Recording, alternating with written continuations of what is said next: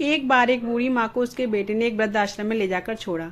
इस माँ का ये वही इकलौता बेटा था जिसके लिए इस माँ ने जीवन भर संघर्ष किया। इस बेटे के लिए वो सब कुछ किया जो एक माँ को करना चाहिए। यह माँ कर सकती है और आज भी अपने बेटे को किसी भी तरह की परेशानी ना हो इसलिए आश्रम में रहने के लिए भी तैयार हो गई।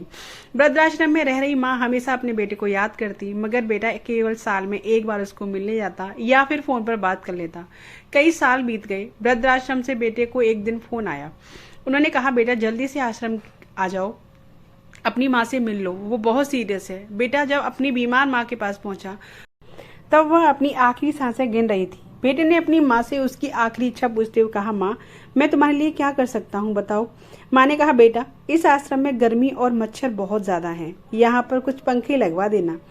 फ्रिज न होने की वजह से यहाँ पर हम बूढ़ों को कई बार भूखे पेट भी सोना पड़ता है, क्योंकि किसी ने दिया हुआ खाना खराब होने से नहीं बचा पाते। तो इस आश्रम के लिए एक दो फ्रिज भी खरीद कर दे देना। बेटे ने अपनी माँ की सारी बातें सुनी और अपनी माँ से पूछा, आपने इतने साल यहाँ निकाल दिए पर आपने कभी भी यह बात मुझसे नहीं कही, और अब जब आपके पास टाइम नहीं बचा तब आप यह सब क्यों कह रही हैं, ऐसा क्यों। माँ ने बेटे को जवाब देते हुए कहा, बेटा मैंने गर्मी, भूख और पीड़ा सहन कर ली, लेकिन मुझे पता है जब तेरे बच्चे तुझे यहाँ छोड़कर जाएंगे ना, तब तू यह सब सहन नहीं कर पाएगा। इसीलिए तेरी सुविधा के लिए मैं तुझे यह सब लगवाने के लिए कह रही हूँ। दोस्तों, माँ की ये आखिरी लाइन किसी भी बेटा या बेटी की आंखें खोलने के लिए सच है। इतिहास हमेशा अपने आप को दोहराता है।